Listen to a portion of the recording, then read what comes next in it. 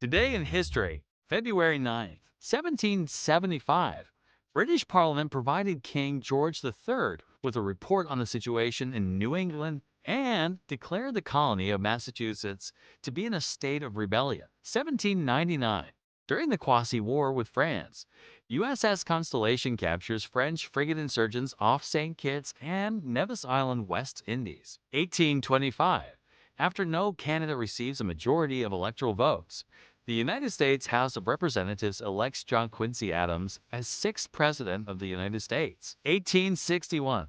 Jefferson Davis and Alexander Stephens elected President and Vice President of the Confederate States of America. 1864. American Civil War. 109 Union officers escape Libby prison through a 53-foot-long tunnel dug with just a broken pocket knife, a chisel, a piece of rope, and a cloth. 48 men were recaptured, but 59 were able to reach Union lines. 1864. Union General George Custer marries Elizabeth Bacon in Monroe, Michigan, while the young cavalry officer is on leave. 1870. U.S. Army establishes the U.S. National Weather Service. 1886. U.S. President Grover Cleveland declares a state of emergency in Seattle because of anti-Chinese violence. 1909. First U.S. federal legislation on narcotics prohibits importation, possession, and use of smoking opium. 1918. Army Chaplain School organized at Fort Monroe, Virginia. 1942. Daylight savings goes into effect in the U.S. 1950.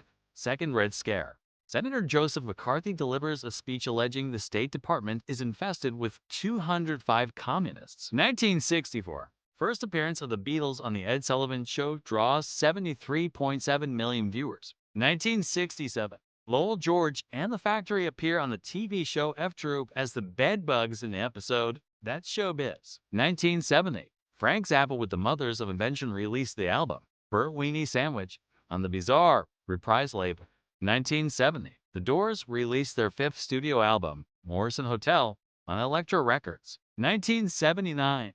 ABC airs the documentary Heroes of Rock and Roll, hosted by Jeff Bridges. 1993.